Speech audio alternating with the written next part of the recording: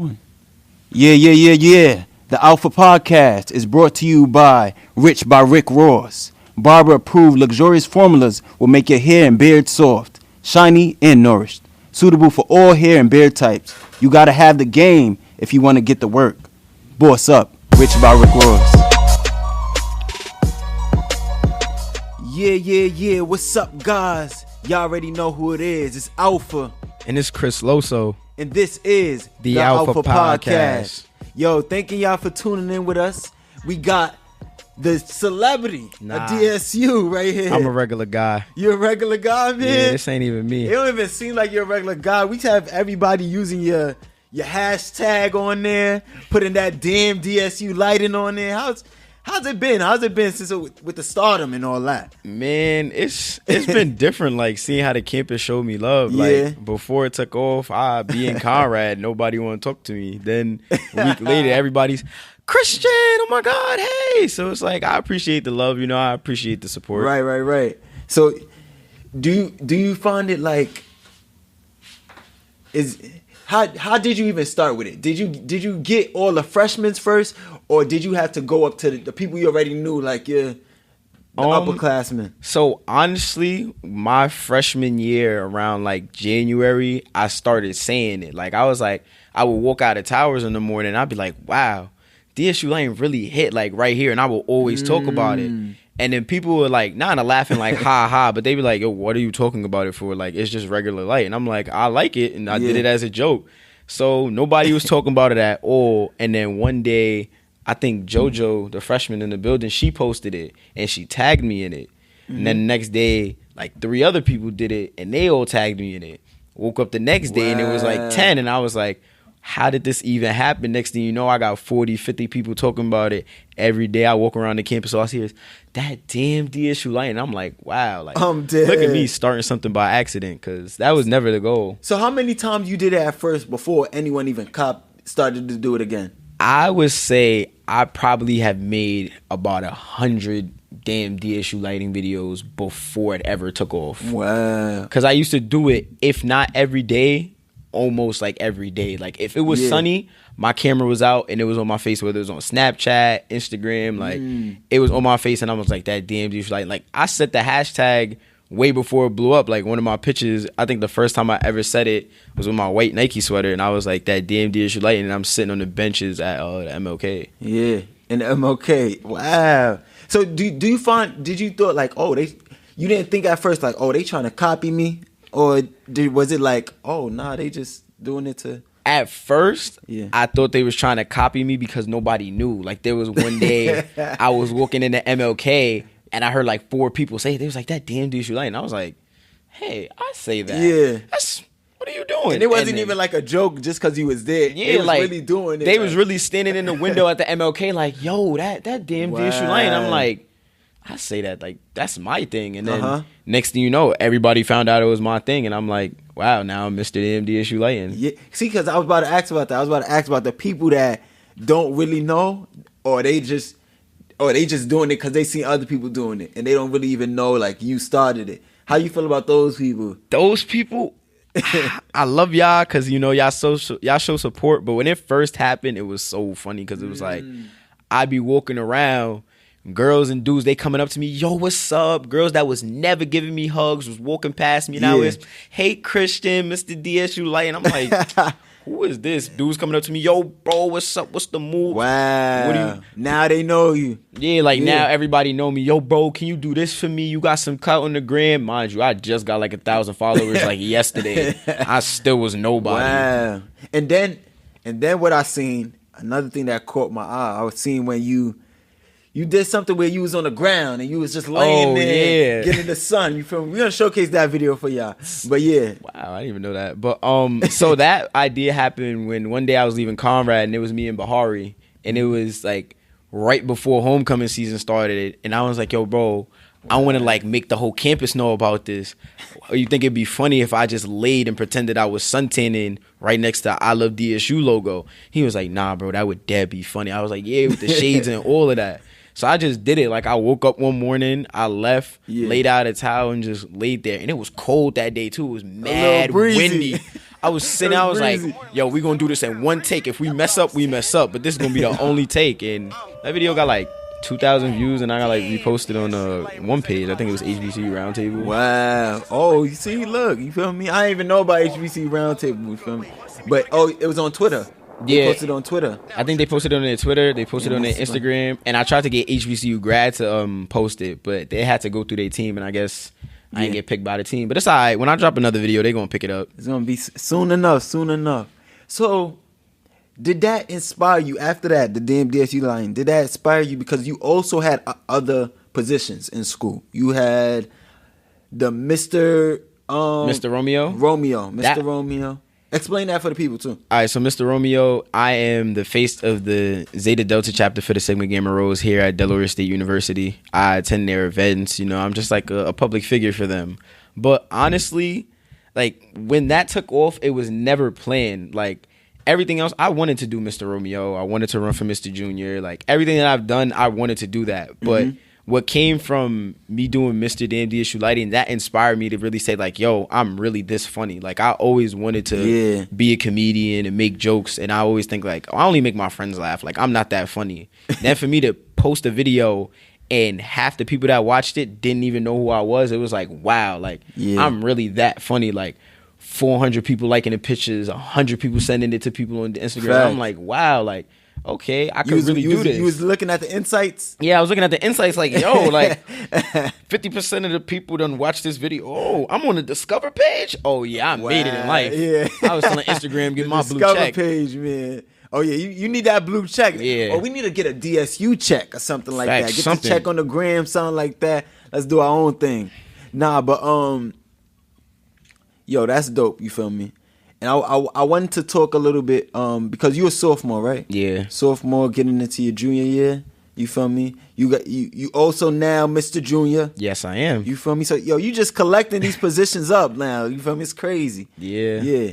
It's like, I don't know, like, because when I ended my freshman year, I felt like I wasted my time. Like, I was so focused on my grades that I'm like, yeah, granted, you come to college to get good grades and stuff, but it's like, there's other things you got to do here. You got to make connections. You got to make friends. Like, this is going to be the web for the rest of your life. So I said to myself, my sophomore year, I don't know how I'm going to do it, but when I come back, I'm going to have mad clout. I'm going to just run for everything, and I'm going to make a name for myself. So you had already planned that? I had a plan. No, I had the idea with no plan. Like, it was I had the end goal. I'm gonna be popular on campus, but I had no step one. It was just like, yo, I'm gonna wake up one day and everybody gonna love me, and thank God it happened. That's dope. You feel, and I like the energy of, you feel me? It's not forceful. You're not forcing it. Like, okay, let me do this just because I know it's about to get, it's gonna get hot or whatever. I'm gonna be in this position where people gonna notice me a little more. I want to talk a little bit about just because you from New York, from the Bronx. Yeah, you already know the vibes. Uptown, Co-op City. Oh, Uptown, you feel me? It be crazy up there, you feel me? And you went to FDA. Yeah. Frederick Douglass, you feel me? My little bro and my sis go there right now, you feel me? You feel me? And you actually know my brother, actually. Yeah, I do. Yeah, my little bro. So when you was over there, was you funny like this too? You was doing your little stuff over there too? I was funny, but it was like, I never really had the confidence to pursue it because, like, there's the class clowns and then there's the kids that was funny. Yeah. My first 2 years at FDA, we had mad class clowns. So, like, me, I was the kid that was funny if you sat next to me. Like, you heard the things I was saying. That's right. The class clowns took all the attention, and as they got, removed for better purposes, I started to, like, expand my wings a little more. I started to be more bold, say a little more jokes, and I was funny. I was cool in FDA, but it was just like, I had to start all over when I got to DSU. So I didn't really look back on my FDA memories like, man, I was this guy in high school. Why am I like this now? Like, my issue was I came here thinking to myself, like, I'm that guy and everybody should just know this. But I never gave y'all a reason to believe that I'm that guy. It was just like, I just believed it, so y'all should believe it too. And I feel like when this whole Mr. DSULighting thing took off, granted, it didn't put me to the top of the pedestal, but it gave people a reason to say, oh, he's that guy. He's pretty cool. He's pretty funny. Like, now I feel like kind of how I did in high school. Cause I even heard you, before we even started the podcast, you was saying that you was already telling people like, yo, y'all looking at a star right now, like a celebrity. I used to post on my Instagram like it's crazy, like y'all standing next to a celebrity and I didn't even know it. Like it's alright, but when I blow up, I'm still gonna remember y'all. You know, DSU my alumni. I mean, I'm an alumnus. You know, whatever you're supposed to call it. And I'm happy. I'm the first one to get you. You feel me? Like really on the podcast, guy. You feel me? Because this is about to be on YouTube. You know, I'm trying to hopefully you promote it. Of course. You feel me? Just how the DSU light. We're gonna put the DSU light right on there. You feel me? Just make it shine one time. You know, shines in everything that we do. I like that. And yo, tell them the platform that you had when you was becoming Mr. Junior. That's one thing that stuck out to me. Like what you said to the people, it was real New York for me. So I went on stage and I told the people like, I'm in layman's terms, because I don't remember my exact speech. It was like, I'm not gonna come up here and sell you guys a dream. Like all my experiences in life that brought me to this point were regular people. I went to Facebook and everybody in there was just like me, but you couldn't tell the difference between who was the CEO and who was the intern. And then it was like when I went to the Facebook building. Yeah, I went to the like whole headquarters and everything. And everybody in there, jeans, sweat, chilling, just like I'm a regular guy. And I went to a leadership workshop. Like this was the thing that I think since that day I've always looked at myself different. When they asked me who do I look up to, and I said I look up to myself, and everyone laughed at me like, why would you look up to yourself? Like, who are you? Wow, and I looked up to myself because it was like I'm the only me. So why would I look up to somebody else? That's gonna make me a carbon copy of them when I could be the first Christian Chapman. So since that day, I've always tried to be the best and the only Christian Chapman. Facts. So it's like I want to change everybody's perception of what it means to be a leader, because you can have a position or you don't have to have a position, but you can lead a way by yourself, being your own person. Everything I did prior to like me being Mr. Junior was done on my own. Like I made myself my own person. Like, and I believe everybody else could do it too. Right. You had to feel yourself before everybody could feel you. Yeah, you know what I mean? You your number one supporter, your number one enemy, you your number one everything. So you got to make sure that you do it the best. Because you know what Biggie said? Can't change the world unless we change ourselves. Facts. You feel me? You trying to change the world? You know, that's the end goal. But right now, I gotta make myself, I gotta be the reason why the world should change. Like, I gotta give somebody something to look at. I can't just wake up and be like, yo, change the world. This is great. But I gotta show everybody why they should do it. You got to be the example. Sometimes you got to either be a little rebellious, or you got to just follow the rules, but show everybody that there's more than one way to be great. Like just because society says here's a script on how to be a leader, this is how you got to follow it, doesn't mean you can't make your own changes. Everything is to your own degree. Right. You know, one thing I wanted you to talk about, just because on this podcast, when it was founded, you feel me? April 9th, 2018, you know what I mean? We talked about talking about the struggles that people go through, and because I talked about just even coming through with the podcast, the procrastination was crazy and everything, and just how I had to push myself. There's certain struggles that people go through to bring themselves to a certain spot. And I want you to talk about the struggles you went through from when you was young to bring you to where you are right now. My biggest struggle was probably always my confidence. Like right now, I exude great confidence to everybody, but there was days where I ain't believe in myself, where I always compared myself to the next man, where it was like, Christian, you're funny, but I'm like, okay, I'm funny, but he's funnier. Like I always never settled for what somebody else told me was my best. I always looked at somebody else to compare me to their best. And that was my issue for the longest. It was like, I always looked at the next man's success to determine mine, until it was like one day I made myself my own level of success and just kept challenging myself. Like there's no ceiling to how great I could be. It's always, okay, I reached this milestone, I gotta go to another one. Like I'm never satisfied now. Like that's how much confidence I put in myself, to the point where it's like I just want to keep pushing myself until I'm there, until I'm rich, I'm at the top of the mountain with the best house and the best woman.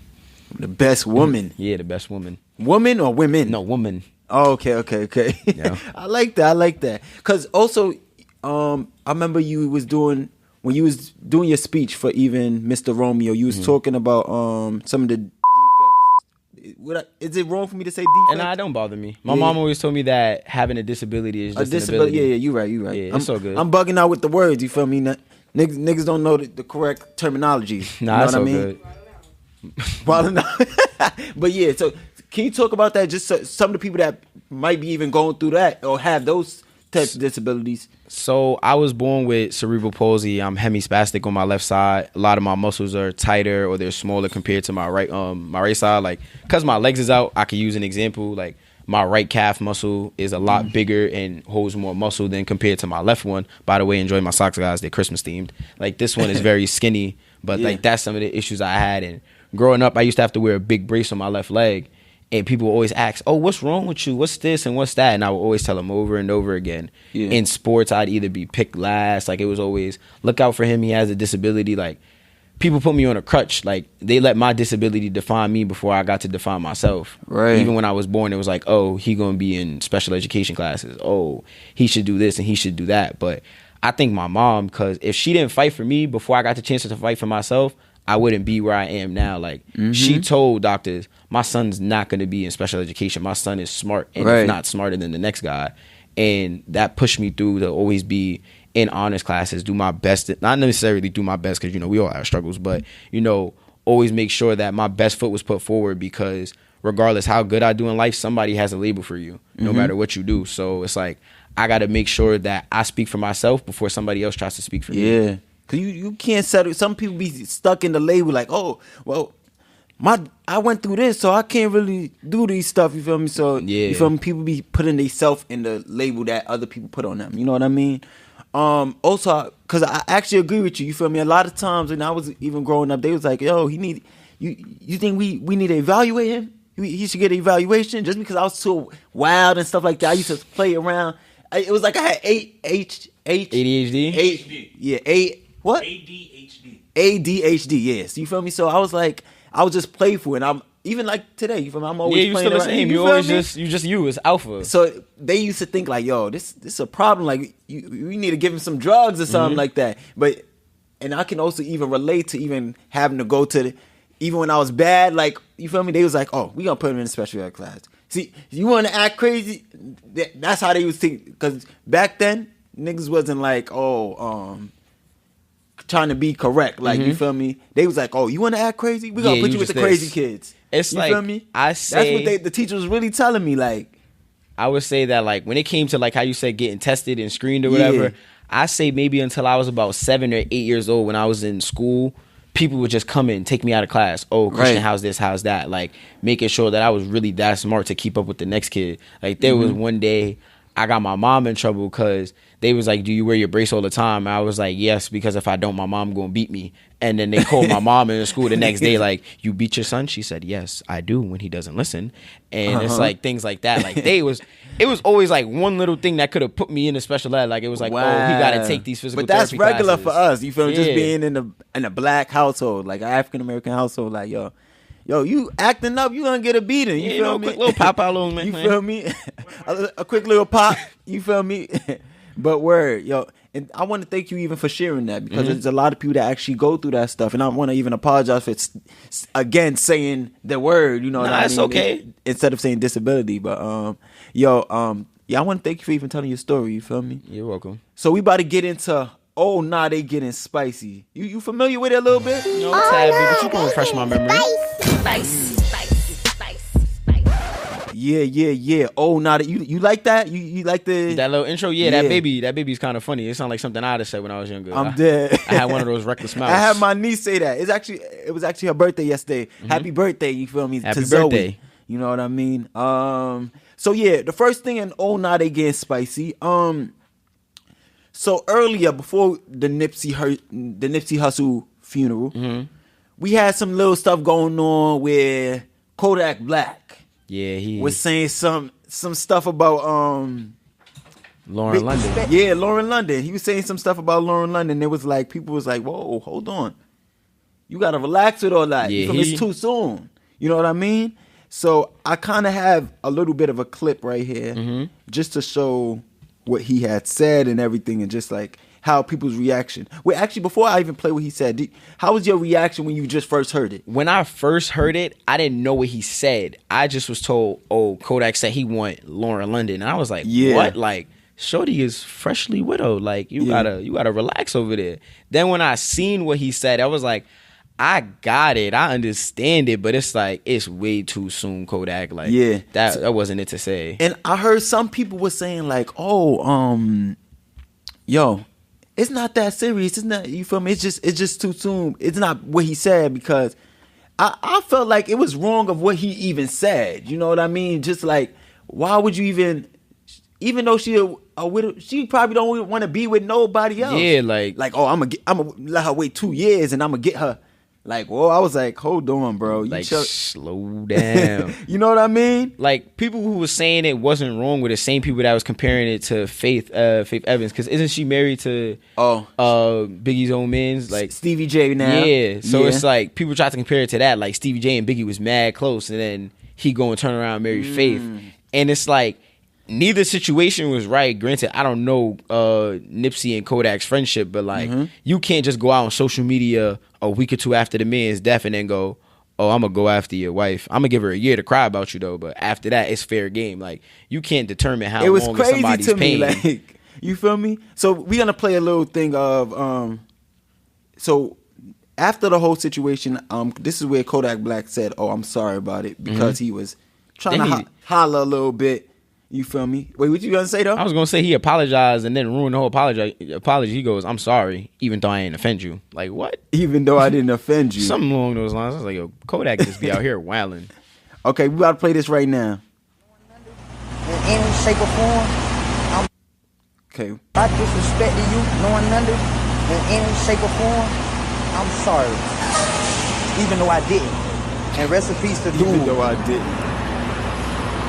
Y'all already know what I said. I said dude encouraged me to do shit for the community. But anyhow, my bad to them two. But for all you other people like trying to fake act like y'all little boy me on the internet or checking me on the internet, that's how you feel, bro. That's how y'all want to feel. And I got a whole tour. Like, I'm in Georgia right now. Tomorrow I'll be in Norfolk, Virginia. Like, wherever y'all see me at, if that's how y'all feel, that's how y'all feel. Don't try to little boy me on the internet like, you could hit my line. Rest in peace to dude. If I disrespected, knowing that. Okay. So let me actually play also some of the responses that he got from certain rappers and stuff like that after he did what he did. Yeah, T.I. and his SAT level vocabulary responses. Expeditiously. Hey, Kodak Black, you out of pocket. Fix that quickly, expeditiously. You out of pocket. Ain't nobody else gonna say it, nigga. I done said it to you. I see you, I'm gonna say it in your face, nigga. You out of pocket. Get your stuff together. Okay, what about the game? For Kodak Black and any other disrespected Nip name, his legacy, his family, keep my name out your keep his girl's name out your mouth, nigga. What's wrong with you new? No respect having it, man. This new generation, y'all up in the head. Stop disrespecting my name, man. This shit for real. Died out here in these streets for doing the right thing, doing good for people. First thing I want to do after his untimely demise is disrespect his name. Nah, I ain't going for that. Keep his name out your for Kodak Black. Wow, you feel me? Would you react that same way if it was your man's? If it was my man's and somebody came out their neck just talking like, oh, yeah, I understand he died, I'm gonna give you a year to cry, like, I'd be mad because it's like you really can't determine the next person's pain. Like, if it takes her 25 years and never gets over Nip, or she takes 6 months and gets over Nip, that's not my choice nor your choice to determine. Like, you gotta let people grieve at their own pace. So I probably wouldn't be on the game type time because I'm not that gangster. I might be like T.I. hit you with a couple high level. You gotta kind of know your role and stuff like that, your personality. Like, okay, let me not go too high. You feel me? Let me bring down the scream a little low just because I don't know if he try to step to me. I ain't ready for that. I mean, I'll never back down, but like, I'm going to reach out to him. I'll be like, quickly and expeditiously, like T.I. said. But, Game was mad, but, You would have said it to his face, like, yo, I'm going to say it to your face, like T.I. said. Yeah, I'm going to have to, because, if it's really my mans, like, I know my mans do the same thing for me. Actually, it's not the same situation, but it reminds me of a time where I was in high school and I was playing football. It was a game, and it was against my cousin. My cousin was talking mad shit to my other team. Mm-hmm. So they all came to the sidelines like, yo, who's number 17? Who's number 17? So I'm like, that's my cousin. Why? It was like, no, I just want to know. So it turns out they was going to try to jump him after the game.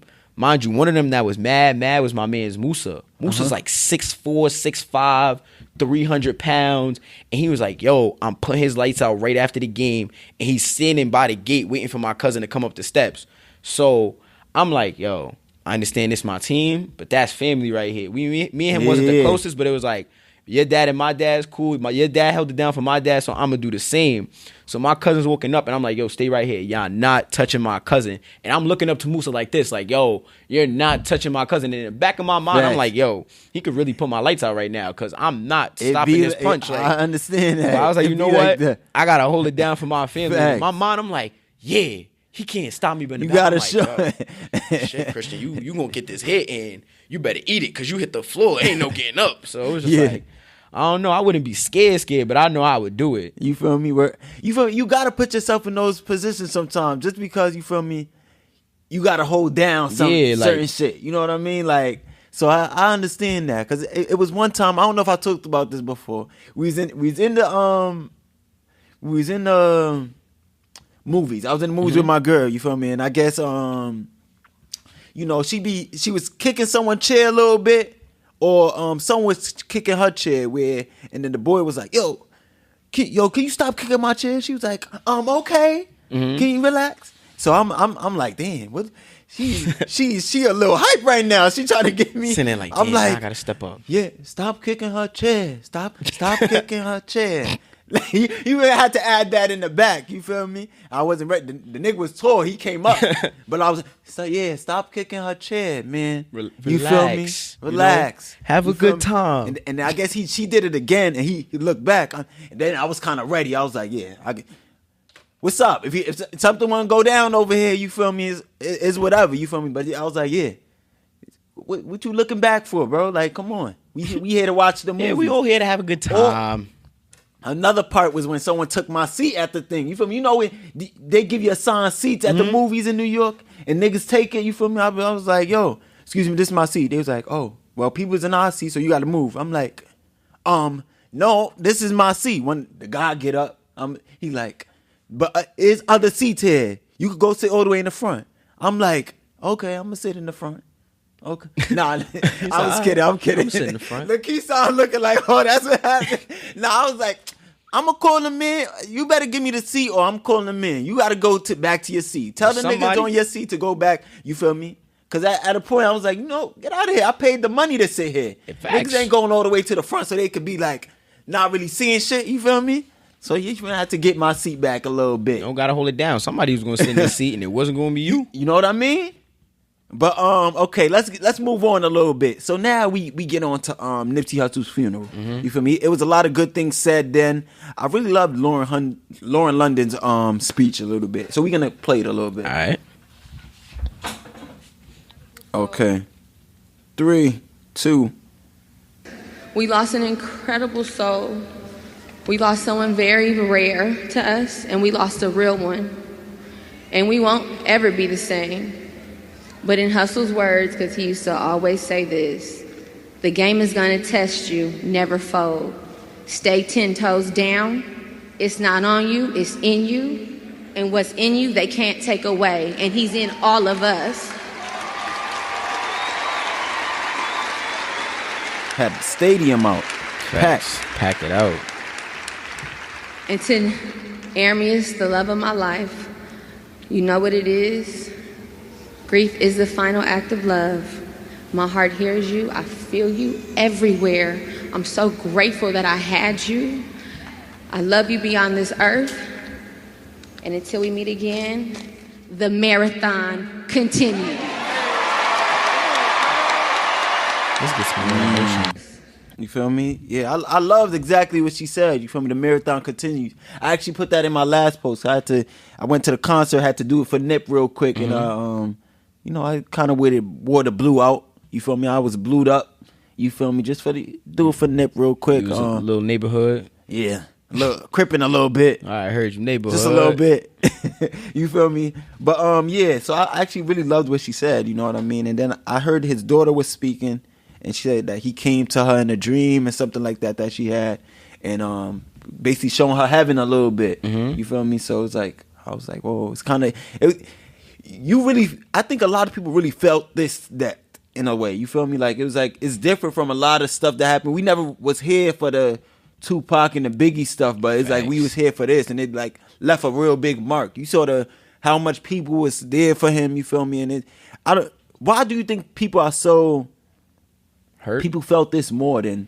I think it's, in my opinion, and you can correct me if I'm wrong, like, Nip is like the first celebrity activist who we actually saw that died on their uprise. Like, usually people he was doing that a lot. We seen died, it was either they was already at the top or they was already towards the end. They did what they had to do. Or they was doing some crazy shit that you already knew. Okay, it was like, some shit would probably it was gonna lead there. But like, it was like Nip left the gang life alone. His music started blowing up even more. He started becoming a voice in his community. Grammy Award winning. Yeah, now it's like, oh, he's on his uprise, and then it's just like he dies. Like, it's like, wow, like he's doing all of this in the heart of one of the worst communities in America. It's like he's doing things that people couldn't do before, and now it's like in the middle of his progress, it's like he just gets taken away from us. It's like, wow, that hurt everyone who either didn't listen to his music or didn't even know much about him, because now it's like we done lost a voice in the black community who is making positive, impactful change in the moment. Now it's just like, wow, this is what happens. And there's a lot of stuff, I like that there's a lot of stuff that they bringing out now that we can even learn from him. Like, they had pictures of like, this is the road to success type of thing. Like, this is what he was doing for the community that you could actually do. You could learn from, you feel me? As just being like...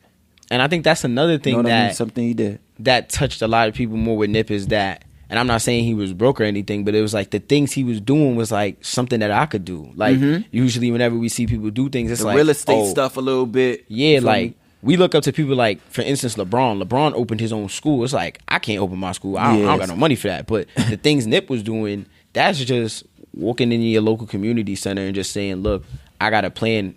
Thankfully, I have money, but it's like, even without it, it's just like, yo, I could show y'all how to do these things with or without it. You just got to follow these steps and you're going to be great. So it's just like, because even what he even left on telling, Snoop, like, you should open your own amusement park. Call it Doggy Land. Like, I was like, whoa, you feel me? I was like, that would be really dope. You feel me? He gave, and for Snoop to even like, even say that, you feel me? Snoop, just go do it. Don't even let someone even go steal that idea or anything or try to trademark that shit. You feel me? Because if they don't, the Qs will. You feel me? You feel me? Yeah, they have you over here too. You know what I mean? That's crazy. But you feel me? I was really like looking at the funeral and I was like, whoa, like the impact. Selling tickets. It was tickets they were selling even for people to come through. Yeah, and that bothered me too. Not that they were selling the tickets, the ones that was reselling the free tickets. Yeah. That's shiesty. I don't respect you that feel type me? of behavior. It was kind of like, wow, damn. Y'all trying to make money any way y'all can, even on someone's death. Yeah, like I get it. Hustle never stops and all of that, but there's certain boundaries you don't cross, and that's not one of them. Yeah.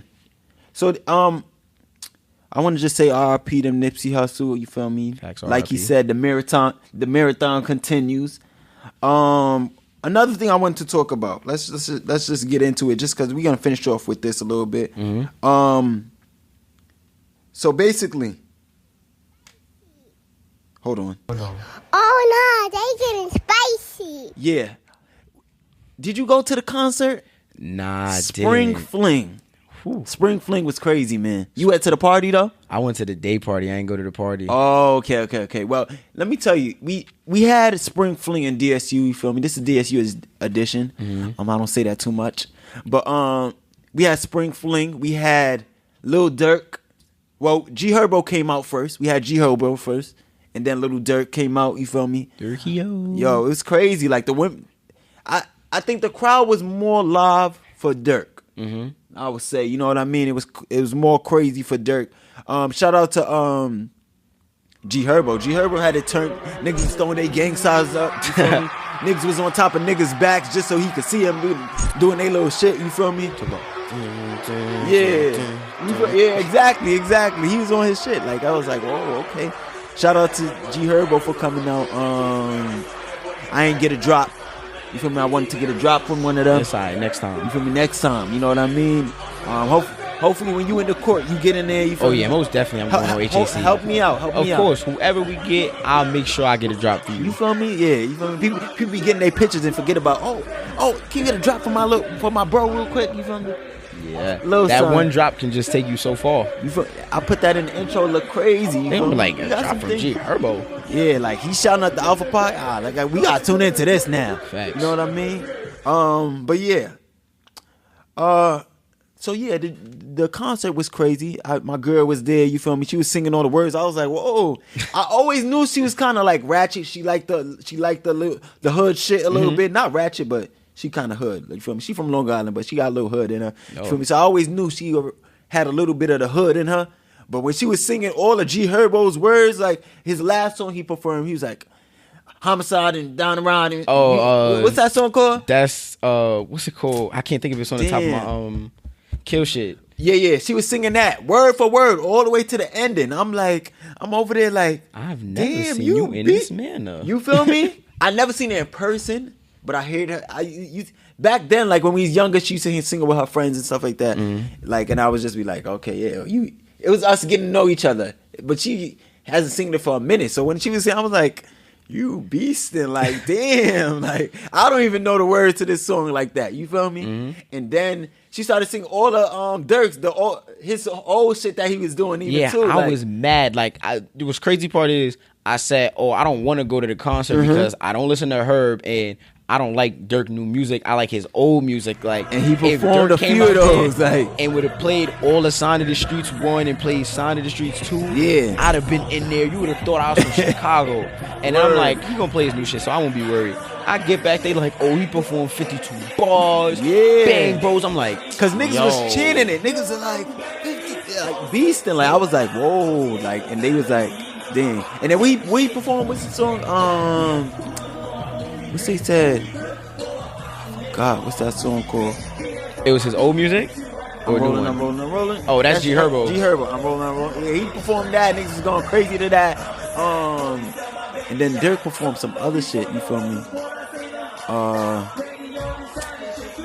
Gang. What's this shit? Which way? You said Gang. You got it. I forgot, bro. It was on. It's his old music, or it sounded like more new. It was his old shit when he was like, yo, gang in this bitch, gang. Gang in this bitch. Wait, no, that was about to say that's Chief Keef. Oh wait. So why was he performing that? That's nice. He was probably. I think he was on a. He made his own thing to it. Probably remix. Probably. I didn't know he made. I don't know. But I seen him performing. He ended off a little bit with that. Everybody was kind of like beasting, like gang. I know he did 52 bars, Bang Bros, This Ain't What You Want, and I think that was it from. Yeah, I remember This Ain't What You Want. I remember him performing. Yeah. But it was lit though. You feel me? Nevertheless, it was crazy. I was like, he's a great performer. Like, you feel me? His hype man was going crazy, beasting. Like, he the performer.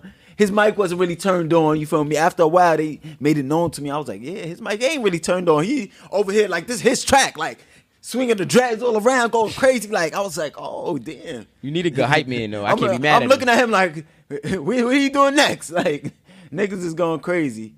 At one point, he was drinking water. I think he's about to throw it in the crowd. Like, I was like, I be tight when they throw the water in the crowd. You feel me? I'm like, bro, that just came out your mouth. Like, yo, we talking about this. Naja, one of the co-hosts, was like, she was talking about someone threw water. I don't know if it was A Boogie or something. She said, old performance with A Boogie threw water. You feel me? I know PMB's posse when they came last year for homecoming, they threw water in dollar bills, and I felt very disrespected both times. Did you? Oh, they thought you was a stripper for a second. You felt like a stripper for a second? Yeah, my pride was not going to let me grab a dollar bill in the air against 7 females. I couldn't do it. Now, if you'd have threw a 20 or like a 50, I ain't gonna lie, I'd have pushed a couple weaves out the way to grab it though. I'm dead. And he made a shower on you a little bit. Yeah, bro, he talking about like it wasn't even PNB himself. It was his mans that just was like, I was like, dead. bro, you not even nobody, bro. It's like nah, but when Naja said it, I was like, oh, Naja, he threw water. She was like, yeah, I was tight. I was like, nah, Naja, you wasn't tight. Zooming in on this, let me tell you what I said Naja did. When they threw the water, I believed in my head she was like, like you feel me? She said, you know, she tried to put that little hard Chicago thing, but I knew when A Boogie threw that water, you was trying to yes, you feel me? Going a little crazy. That's what I said. Yeah. You feel me? I believe it too. Naja be acting like she old grown this and little kid that. Man, Naja was in there. She was getting splashed on. For real. Okay, so let's go on to the next segment real quick. Get a little applause. Next segment is, oh yeah, you stupid. So what's certain stuff that people do that you be like, oh yeah, you stupid? Like, you feel me? Man, you talking to the most easily frustrated person I know. Like, I can't even think about something that would. A quick joint, like, you feel me? I think my number one, like, perfect. Hold on. Okay, yeah. We back. My bad. We had to take a little break. But yeah, certain stuff that I would say, oh yeah, you stupid for. Recently I've been going through this a lot. You feel me? Mm-hmm. So I was playing this song, right? I was playing this song by King Combs just came out with a song. It's crazy. That song was fun. Yeah, you feel me? We was just listening to it. It's called Heaven Sent. So at one part that he was saying something, he said this, and I relate with it OD, and I actually posted it. You feel me? Hold on. I'm trying to get to it. My bad, guys. I archived it. Okay. So it said, see, my lady so different, she don't like you. Don't talk to nobody, she type rude. You feel me? Mm-hmm. So I'll be saying, oh yeah, you stupid to certain stuff when the reason why I got with her really is because, you feel me? I'm like, I like how she don't pay these niggas no mind. You just inspired me to say something. You just gave me like a whole story. So I'm gonna let you go though. Yeah, you could go next. Go next. All right. But okay, so I like that she's so rude to these niggas. You feel me? Like, but then when she's rude to girls or whatever, it might be friends or people I'm associated with and stuff like that. And they have the need to be like, oh, this and stuff, talk about it. Mm-hmm. I actually liked her for this. You feel me? So I get annoyed a little bit when it's like, oh, they were trying to say hi to you and stuff like that. But it was like, oh, okay, I didn't peep. You feel me? I like the Hollywood part of it. You feel me? Because it works both ways. You know what I mean? If you wanted it for the niggas, you gotta expect it for the bitches too. You feel me? Or the hoes. You know what I mean? Like, so when people be like, I'll be like, they be getting tight about it and tell me, I'm like, okay, oh yeah, you stupid. Like, I already know that I like that about her. You feel me? It's regular to me. You feel me? But yeah, so my oh yeah, you stupid is the people that really come to me try to tell me about my girl. Like, I don't even know, like, I don't know my girl. Okay, cool. Oh yeah, you stupid. And you know I like it. You feel me? I like her. Facts.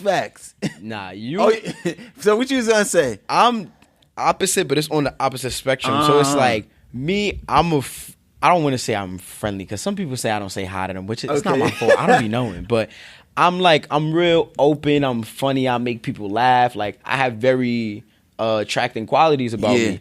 So when girls are like me or we'll get in relationships or whatever, they'll instantly get mad at the same things that made them like me. They'll be like, oh, why you making this girl laugh? And, oh, why you doing this? Like, yo, I can't change who I am now. I can agree with that, actually. Like, yeah, I can't change who I am now that we together. Like, just trust me that I'm not going to do nothing stupid. Like, this is who I was. This is what made you like me. If I change who I am, then I'm not going to be the man who you thought you liked. Yeah. It's like, I'm not going to change who I am. Like, you stupid if you think I'm going to change. Oh, yeah. It's kind of like a contradictory of, like, even when niggas, like, you feel me, they like the girls on the gram that be posting with the ass out. You feel me? But then when you get the girl, don't post that real quick. Oh, Why you wearing that outside? Chill out. Like, don't you feel me? You liked her for that at the beginning. What changed now? You feel me? People just Like, be so that's possessive. your girl. That's why even when my girl wears certain stuff, I'll be like, oh, you fire. Go out, impress me. You feel me? Exactly. Like, you impress. Even when you go out, it's still impressing me because niggas be like, yo, that's your girl. That's crazy. Yeah, I'm like, yeah, that's, you feel me? yeah, like I love that feeling. Like, of course, when I was younger, I was more insecure about it. Like, it was like, yo, I don't want my girl wearing this. But as I got older, it's like, nah. Of course, like there's certain things where it's like, damn, you. It's a lot, but it's like I can't tell you what to wear. But Right. it's like it's certain times like I'll be talking to a girl and she'll back out a fit, and I'll be like, yo.